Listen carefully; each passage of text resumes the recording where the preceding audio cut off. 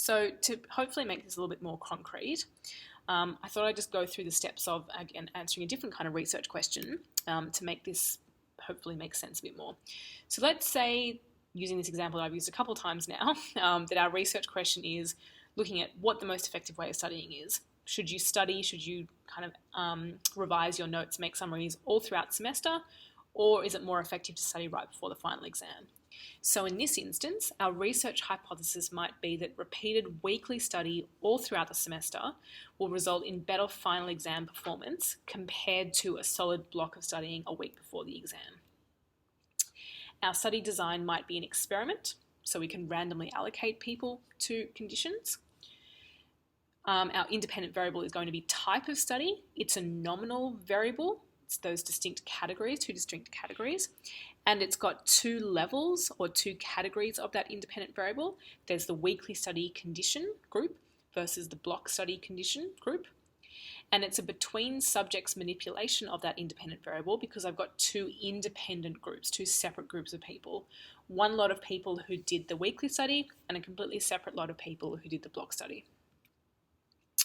Our dependent variable is going to be final exam performance, let's say.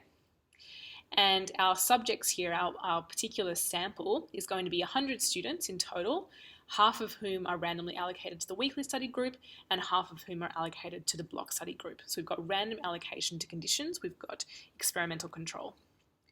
We then want to collect the data. So once people have done whatever the study is that they're expected to do, then we collect the data on their final exam performance. And our statistical analysis, it's going to be a bit more fancy than this, but essentially what it's doing is saying, on average, did the weekly study group perform better on the final exam compared to the block study group? And that analysis kind of look at two different things. The first thing it looks at is how big is the average difference. So if I look at average performance on the final exam between the two groups, how big is the average difference in performance? And also how consistent is the difference. And what I mean by consistency here is how much overlap is there in scores between the two groups. And I'll show you what I mean on the next slide. And depending on how big the difference is and how consistent the difference is, does the difference between groups that we see in our sample likely reflect a real difference, a real effect in our population? And that's the fundamentals of inferential statistics, is to answer that question. Depending on how big and how consistent this difference is, does it probably reflect a real difference, a real effect in our population? So this is a graph just to demonstrate that.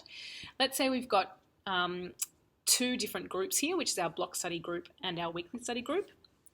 And the graph that's represented in this particular image is called a histogram. We'll talk all about those next week, the week after at some point, when we're talking about summarizing data. But what this represents is just the distribution or the spread of scores in terms of the performance in their final exam that we see for people in the two different groups. So the green graph is the block study group, the blue graph is the weekly study group. And so remember that those questions that we're asking here are, how big is the average difference? So obviously in the block study group, people score a whole range of scores on the final exam. And similarly in the weekly study group, there's a whole range of scores. Some people in the weekly study group score not very well. Some people in the weekly study group score really well. Some people in the block study group don't score very well. Some of them do score well. Obviously some people in the block study group score better than the weekly study group. There's a variety of scores, but on average, how big is the difference between the groups? The bigger the difference, the more a discrepancy there is between those two different groups, the more separate they're going to be. So how big is the difference, but also how much overlap is there between those two distributions? How consistent is the difference? How separate are those distributions? Because depending on how big the difference is and how much overlap there is, how consistent the difference is, that will tell us whether the effect that we see, which in this case is the effect of studying type on final exam, whether the effect that we see is likely representing a real effect in the population. So to demonstrate that consistency idea, the idea of looking at not just the difference between the means but the overlap of the scores, this next graph, or these next two graphs, are showing the same mean difference. So if you look at the two dotted lines on each of the graphs, they're exactly the same between the top graph and the low graph. The mean score difference is the same. The difference between the two means is the same.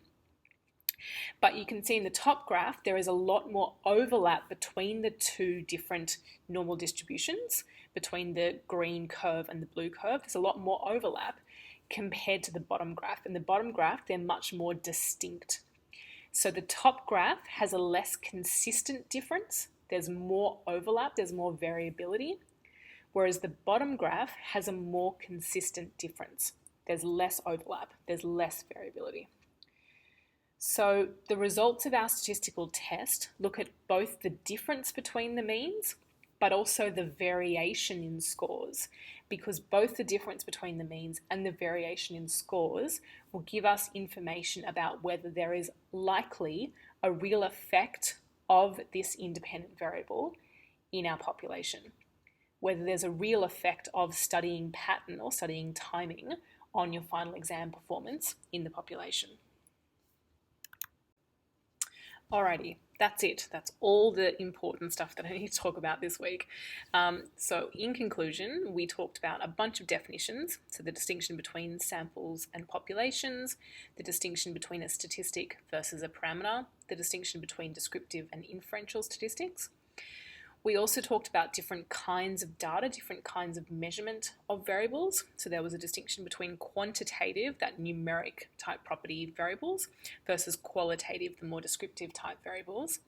And then there's also a finer distinction between nominal, ordinal, interval, and ratio variables. Interval and ratio variables both being numeric variables, and they're going to be the things that we'll talk about the majority of time for the kind of research that we do. We also had a brief recap on study designs, and remember that if that was too brief for you, if you're still confused about the distinction between experimental versus a non-experimental design, then have a look at all those resources that I put up in the lecture slides. We talked about an IV independent variable versus a dependent variable, and then talked a little bit in conceptual detail, if not practical detail, about the basis of inferential statistics.